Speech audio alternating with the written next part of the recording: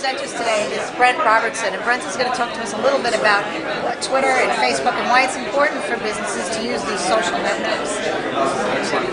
So probably the theme I'm hearing the most today from all the different people is how the heck do I embrace these tools, how do I use them, which ones are the right ones for me, and the biggest suggestion that I've had is to sort of look at what kind of business you're in and what kind of business relationships make sense to you. So if you're a one-to-one person, a single employer, small business owner, dealing with big corporate clients and trying to do consulting relationships and things like that, the environment that might be most beneficial for you would be to be in LinkedIn, where you can build a professional profile, you can build your resume, and with that tool you can then connect with groups of organizations that are of interest to you.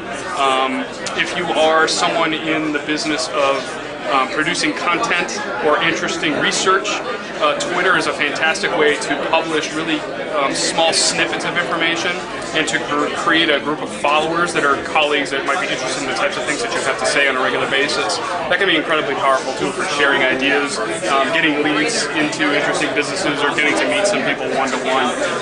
Facebook is a great sort of cross-media piece that it allows you to build a profile, it allows you to get in touch with friends and family and share your family pictures, all that great stuff.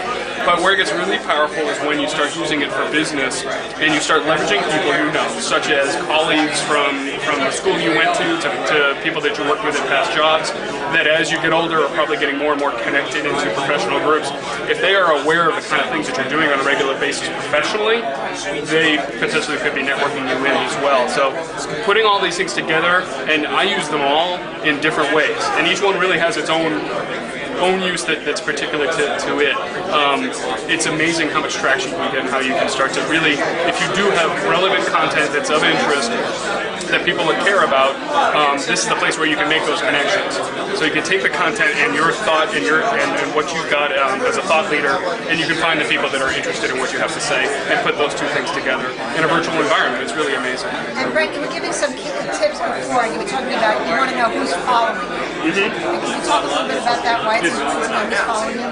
Well, really what it comes down to, like when someone comes to me, they find me on Twitter, they find what I'm saying interesting, and they say they want to follow me. Well, I will immediately go check them out, find out who they are.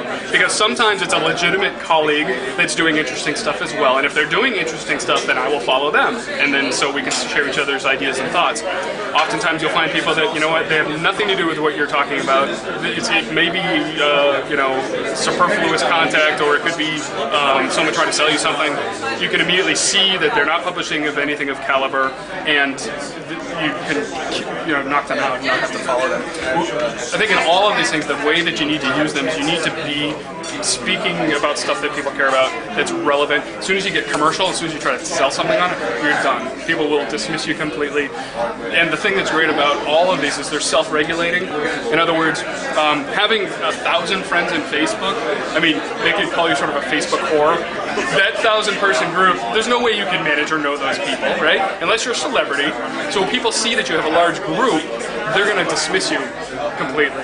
And actually, we're finding that people of elevated status, real experts in what they do, that have smaller groups because they really want to entrust who they're talking to, are more attractive to be connected with. It's not the quantity, it's the quality. It's absolutely the quality. So, and the fact that you can just see what each other's doing, you read each other's profiles, you can vet someone before you connect with them. I mean, that's the best thing in the world. So, it's great.